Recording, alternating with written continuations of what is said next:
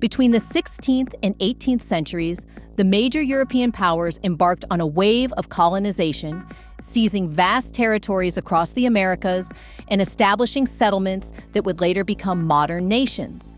Spain, Portugal, France, England, and the Netherlands played dominant roles in this expansion. However, lesser-known colonizers such as Sweden, Denmark, and Scotland also carved out their own footholds in the New World.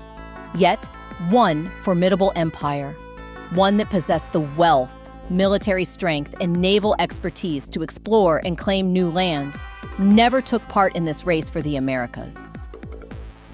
In this video, we'll uncover why the Ottoman Empire never joined the European powers in colonizing the New World. To understand this, we must first explore why the Europeans set out on their expeditions in the first place. What motivated them to cross uncharted waters and bring knowledge of the Americas back to Europe? By the time Constantinople fell in 1453, the Mamluk Sultanate of Egypt controlled the lucrative spice trade flowing from Asia through the Red Sea. They imposed heavy taxes on all goods exported to Europe, and only the merchants of Venice were granted access to this trade, allowing them to amass immense wealth by reselling these goods across the continent. Frustrated by their dependence on Venice, many European nations sought alternative trade routes. One such nation was Portugal, a kingdom with a long tradition of maritime exploration, driven by both economic ambitions and religious fervor. In 1415, King João I of Portugal seized Ceuta, a key trading port in Morocco, securing a foothold at the entrance to the Strait of Gibraltar. His son, Prince Henry the Navigator, then took the lead in financing ambitious expeditions along the coast of Africa and into the Atlantic Ocean. According to the 1453 writings of his biographer, Gomes Eanes de Azurara, Prince Henry was motivated by religious zeal, eager to spread Christianity, forge alliances with Eastern Christian kingdoms, assess the strength of Muslim empires, and continue the fight against the Moors of North Africa. However, while Azurara's chronicles don't explicitly mention gold, ivory, or slaves, there's little doubt that Portugal had its sights set on these valuable commodities. Portuguese explorers sought the origins of the Great Saharan trade caravans, which funneled wealth into the markets of North Africa. Some historians suggest that Prince Henry's role may have been overstated, as Portuguese exploration continued at full speed even after his death in 1460.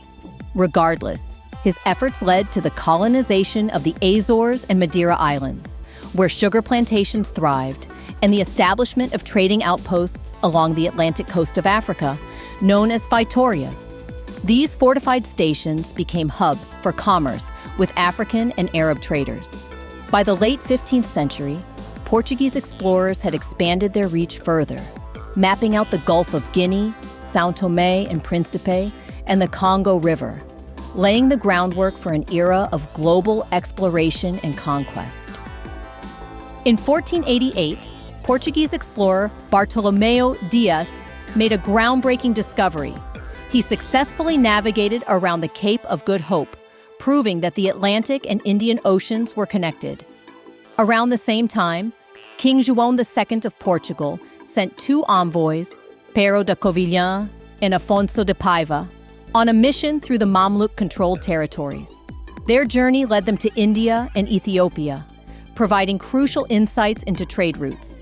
After assessing their findings, Pero advised the king that the safest and most reliable path to the riches of India was by sea, sailing around Africa.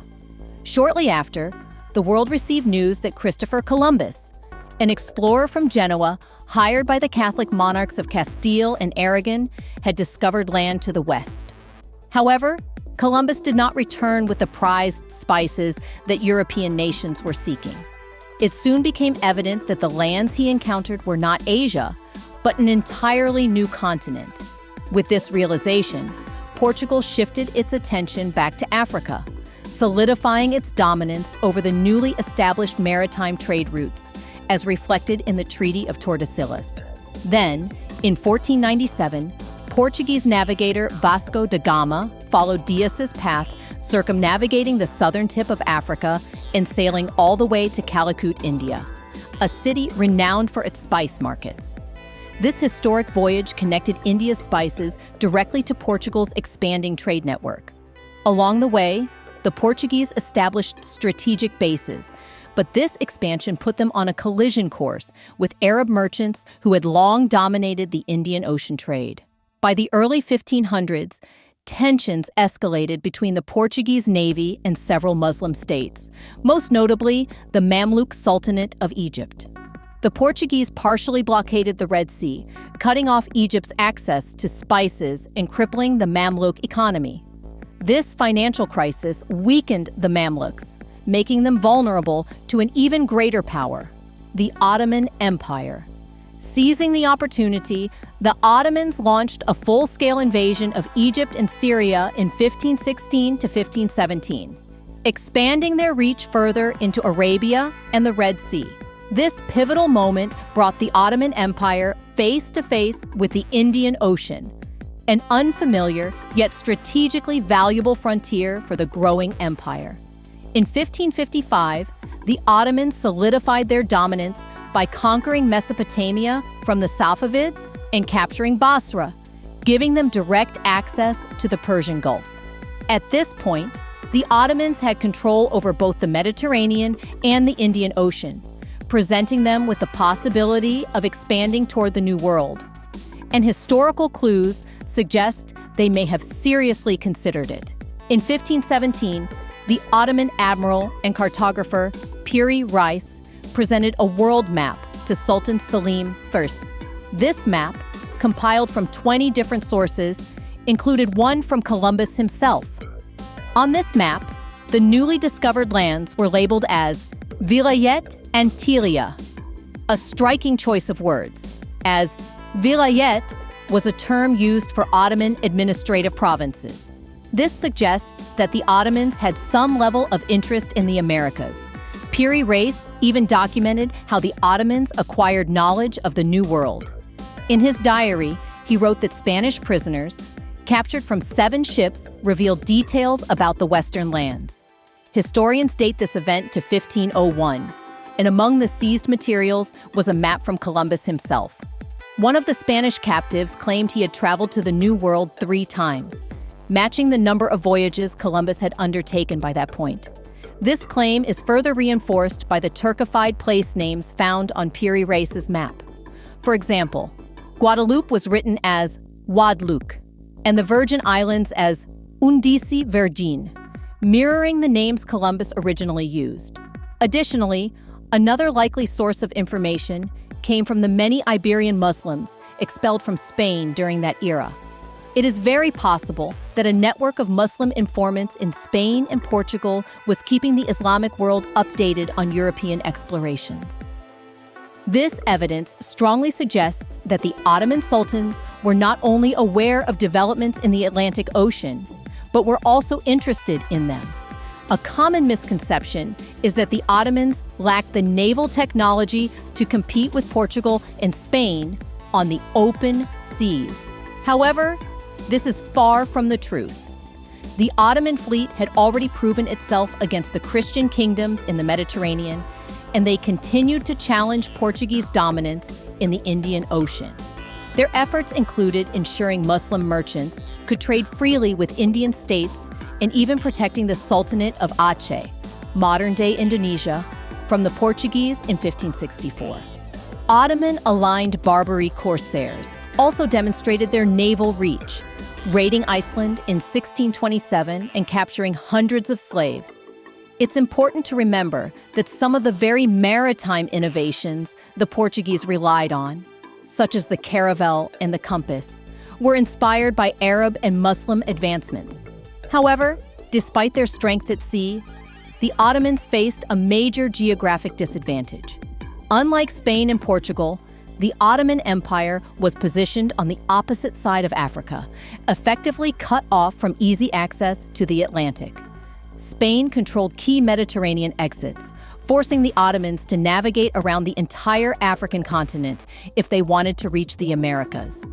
While not impossible, such an endeavor was significantly more costly than it was for the European colonial powers, especially given that Portugal had established fortified naval bases along the route.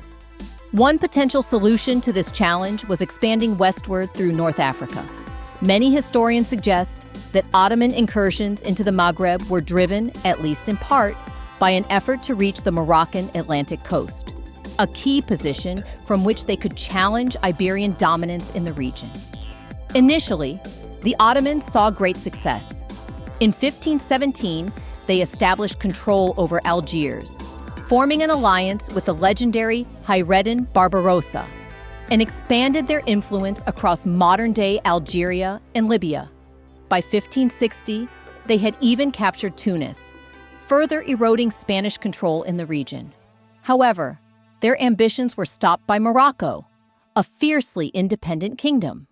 At the time, Morocco was ruled by the Wattasid dynasty since 1472, though their hold on the country was weak. They controlled the northern city of Fez, but much of Morocco was fragmented, with several cities falling under Portuguese and Spanish occupation. Then, in 1524, the Wattasids suffered a devastating loss. The southern city of Marrakesh was seized by a rival faction, the Saadi dynasty. Over the next 2 decades, the Saadi rulers continued to expand their influence until in 1549, their leader, Mohammed al-Sheikh, successfully captured Fez, overthrowing the Wattasids entirely. Recognizing the strategic importance of Morocco, the Ottomans attempted to intervene. In 1554, they backed a surviving Wattasid prince, hoping to use him as a puppet ruler. However, their forces were swiftly expelled, and the Wattasid prince was killed at the Battle of Tadla that same year. Frustrated, the Ottomans attempted a diplomatic approach, urging the Saadi dynasty to recognize Ottoman authority. But the Saadi rejected Ottoman overlordship outright and instead forged alliances with Spain, even assisting the Spanish in defending Oran in Algeria. By 1557, Suleiman the Magnificent had lost patience. He ordered the assassination of Mohammed al-Sheikh, and his severed head was sent to Istanbul as a warning. Yet, this act did not break Moroccan resistance. Instead, the Saadi dynasty doubled down, strengthening its ties with European powers and successfully blocking Ottoman access to the Atlantic. With the Moroccan roadblock in place, the Ottomans lost their best chance at an Atlantic expansion, leaving the New World firmly in the hands of the Iberian powers. Ultimately, the Ottomans' limited interest in the New World came down to one crucial factor. The true profitability of the Americas was still uncertain.